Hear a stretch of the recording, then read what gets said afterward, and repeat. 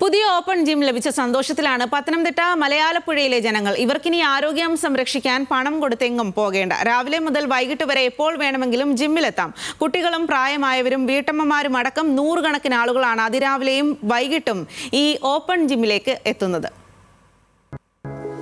ഒരു നാട്ടിൽ ആശുപത്രിക്ക് എത്രത്തോളം പ്രാധാന്യമുണ്ടോ അത്ര തന്നെ പ്രാധാന്യമുണ്ട് ഒരു വ്യായാമ കേന്ദ്രത്തിനും. ഇതാണ് ജില്ലാ പഞ്ചായത്ത് മെമ്പർ ജിജോ മോഡിയുടെ സങ്കല്പം. ഈ ആശയത്തിൽ നിന്നാണ് ജില്ലാ പഞ്ചായത്തിന്റെ ആദ്യത്തെ ഓപ്പൺ ജിം മലയാലപ്പുഴ പുതുക്കുളത്ത് ആരംഭിച്ചത്. 21 ലക്ഷം രൂപ ചെലവഴിച്ചായിരുന്നു നിർമ്മാണം. ആരോഗ്യ സംരക്ഷണത്തിനായി അത്യാധുനിക സംവിധാനങ്ങൾ ഉൾപ്പെടെയുണ്ട് ഓപ്പൺ ജിമ്മിൽ.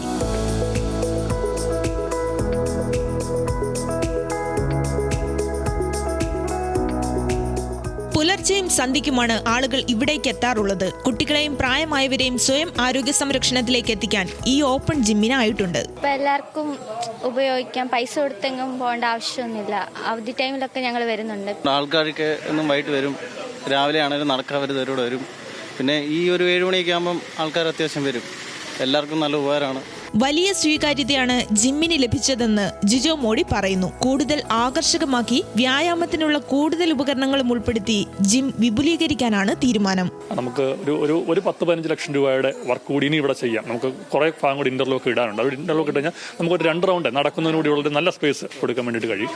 കുറെ എക്യുപ്മെന്റ്സ് കൂടെ നമുക്ക് വെളിയിലും വെക്കാൻ പറ്റും. അപ്പോൾ അതുകൂടി അങ്ങനെ ആഗ്രഹമുണ്ട്. അത് കൂടാതെ ഇപ്പോൾ ഇവിടെ പൊതു ആളുകളെല്ലാം കൂടെ കൂട്ടിക്കൊണ്ട് ഒരു സന്നദ്ധ സംഘടന ഉണ്ടാക്കിയിട്ട് നമുക്ക് കുറെ എക്യുപ്മെന്റ്സ് വാങ്ങിച്ച് വെക്കാൻ പറ്റും. അത് ഫിക്സ് ചെയ്യുന്നതല്ല, ഡംബൽസ് പോലുള്ള. പൊതു ഇടങ്ങൾ ഇല്ലാതാകുന്ന കാലത്ത് മലയാലപ്പുഴയിലെ ഈ ഓപ്പൺ ജിം ഒരു പൊതു ഇടമാവുകയാണ്. പ്രായഭേദമന്യേ എല്ലാവരും സ്വന്തം ആരോഗ്യത്തെപ്പറ്റി ബോധവാന്മാരാകുന്നു. ചെറിയ കുട്ടികൾ, പ്രായമായവർ, വീട്ടമ്മമാർ, അങ്ങനെ ഒരു സമൂഹം ഒന്നാകെ ഇവിടേക്ക് എത്തുകയാണ്.